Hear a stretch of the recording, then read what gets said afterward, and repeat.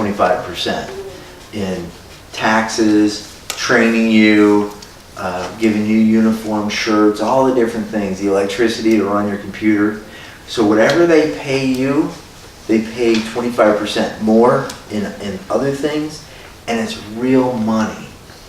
So if this year Jaden and Landon make $10,000 with Home Depot, which is really what, $300 a week-ish, $1,000 a month. I guess we're in March. The math doesn't quite work, but the point is, you can make $300 in a week. That's real money. So they need more than that amount of money. They're not hiring you because you need a job, right? When I asked, why do companies hire? Nobody said, because I need a job. That's not why they hire. They hire because they need to get more than $10,000 of value out of you guys, if that's what you're going to make this year.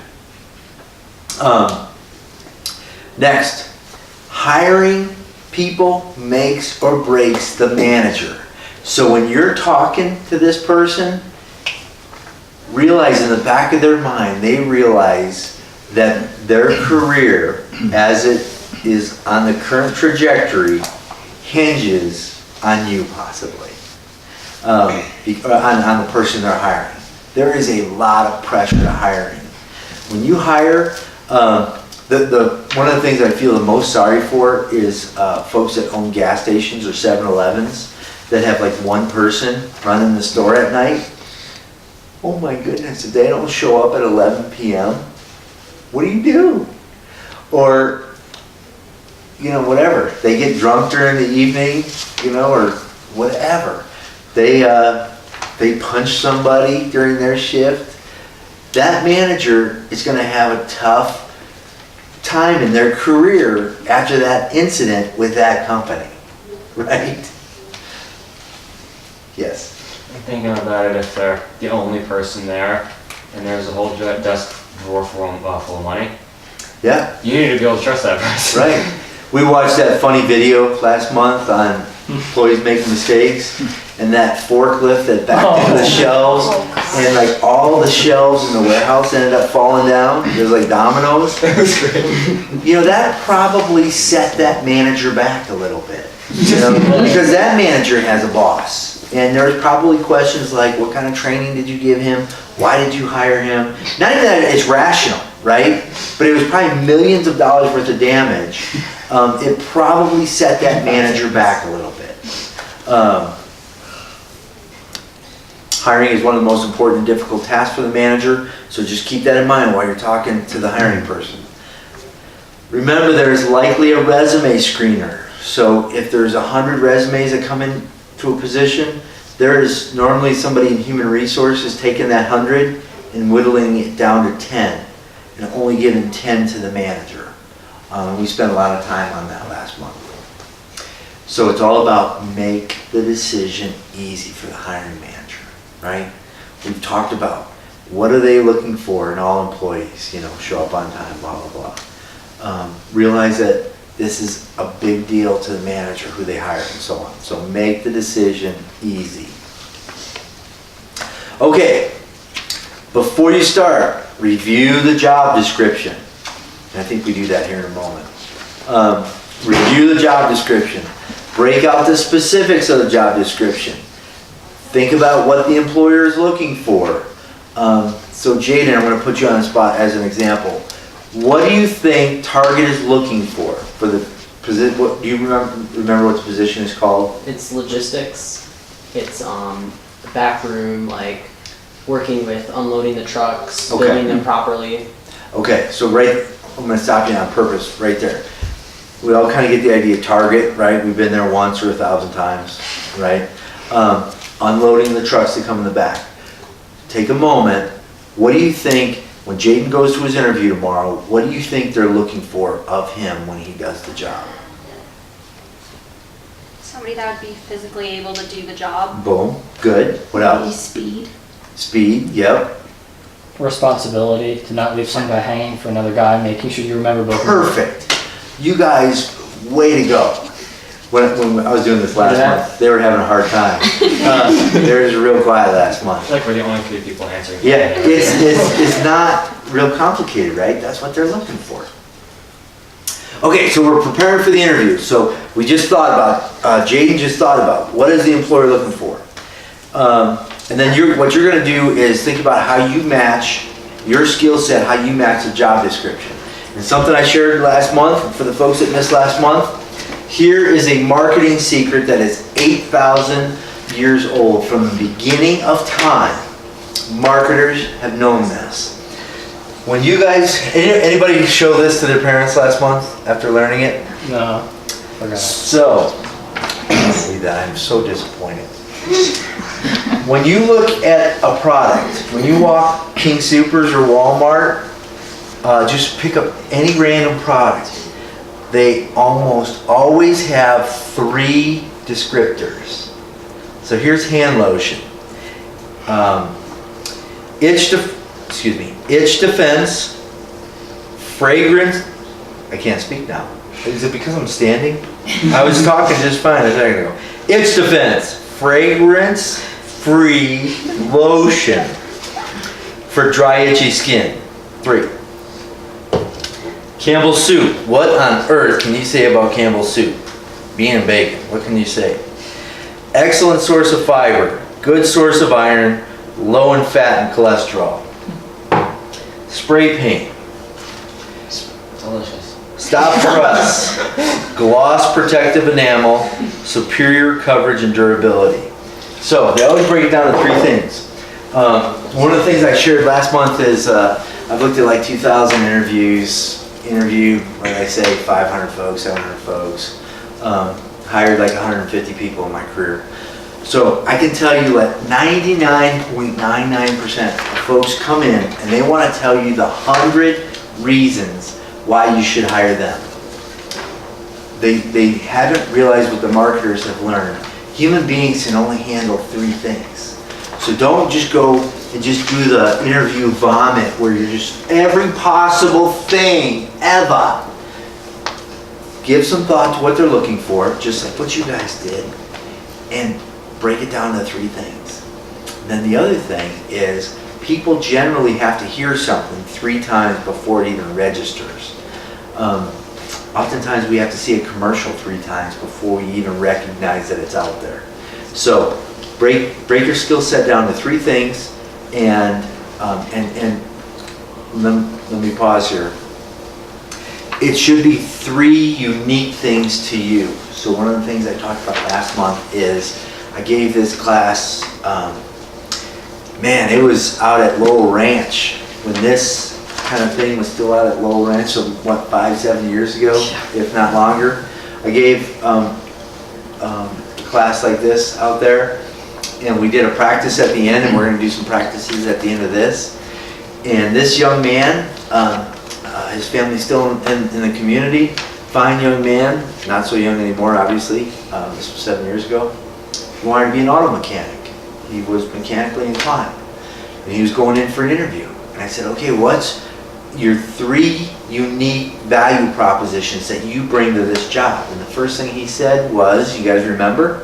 I like to work on I like to work with my hands. So then I said, do you think there is anyone in the history of Earth that has interviewed for a mechanic's job that did not like to work with their hands? Right? Doesn't exist. Everyone who interviews to be a mechanic likes to work for their hands. So that's not one of the things you bring up, because that's a gift. That's not a unique thing. Make sense? So you want to come up with 3 unique things. All right, how are we doing? I better pick it up. I'm losing the ladies. Okay, let's do a brief practice. We did this last month, and again, this is all about just the mental prep before the interview.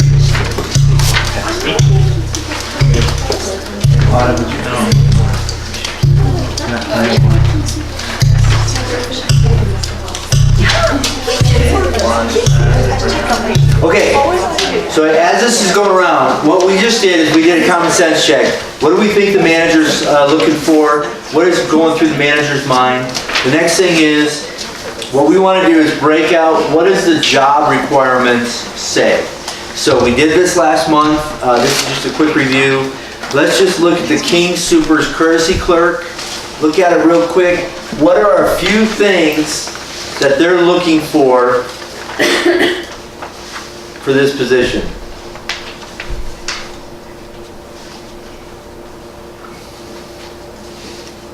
Positive attitude. Yep. What else? The ability to handle stressful situations. Right. Yep. What else? Knowledge of basic math. Good. The ability to stuff 5 items into a bag. Good. Okay. Excellent. You guys got it. And we did that last month. And so one of the things we did, Autumn, is we want to break out what exactly are they looking for. We want to use those words in our resume, cover letter, and also in our interview. Okay? So I think we got the idea. We did that again last month. So, page 6. Let's get into the meat of this thing. Okay, you guys have done your mental prep. So now we're going to get ready for the interview. Number 1, research the company and position. There are no dumb questions, only dumb people that ask them. Right? Amen. Amen. Oh yeah. I think I actually said that last night. Yeah. And what I mean by that is, you should not go to the interview and ask questions that you should already know the answer to. If you go to the interview and you don't do any internet research, in this day and age, we used to have to go, get this gang, we used to have to go to the library. There weren't even libraries for David. But when I was young, we would go to the library and they would have file cabinets with manila folders in there, and they would like clip articles on different companies. Now you guys on your phone can just put in Target or Home Depot or whatever. So the point for number 1 on page 6 is do your research before you go. Don't ask questions that you should already know. Secondly, you most likely got the interview through networking. So talk to that person and find out whatever you can from that person, right? It may be somebody that works there today or somebody who's worked there in the past. Just out of curiosity, Jaden, any connection? Do you know anybody that helped get you this interview, Landon? My dad does a lot of construction work, so mainly it was him. He knows some folks over there. So the idea with this is researching the company, is you leverage that. You probably know somebody, and you can talk to that person before you go, and even find out about the manager. So the example I sometimes give with this, I'm a big Chicago Bear fan.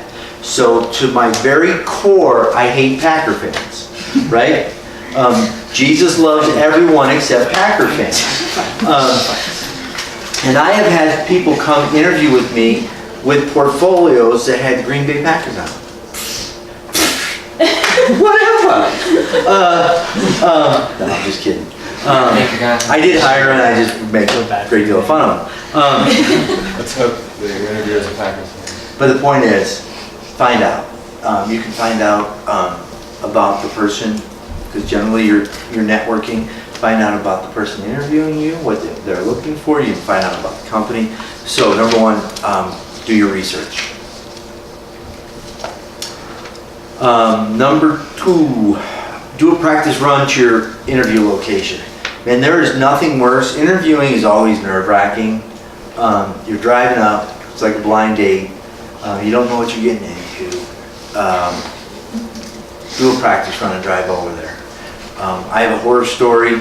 So I was getting laid off from Chase. They gave us like 90-day notice. We were in DC. I had a recruiter call us and say, can you go to Dallas and interview? So we got back on one day and I had to fly out the next day for the interview. Needed a job, so what's the only answer? Can you fly to Dallas for this interview? What's the only answer? Yes. I get down there, I just Google the location, show up at 8 a.m., for the interview the next day. It is an empty space. The glass, like old King Soopers, you drive by, it's glass and there isn't anything inside. That was a bummer. Started making some phone calls. Oh yeah, we moved. That was special. So you can imagine, I got to the right office like an hour late. So you can just, and like 4 different people that day interviewed me. You go with one. And so I messed up every single one of their schedules for the day. It was special. I didn't get the job. So do a practice run to the interview location. No need to panic ahead of time.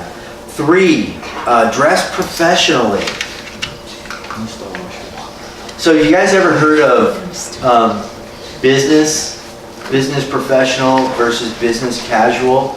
Sometime, hopefully, Michaela, you're real involved in a lot of different things. Have you ever had like an invitation that said business professional or business casual? Business casual, yeah. Yeah. Yeah. So sometimes you'll get invites to different things, and it'll say the attire is business casual, and then your first response is, what is business casual? So here it is! And I have a website called Lessons. What's my website name? Lessons for life. Lessons for Life.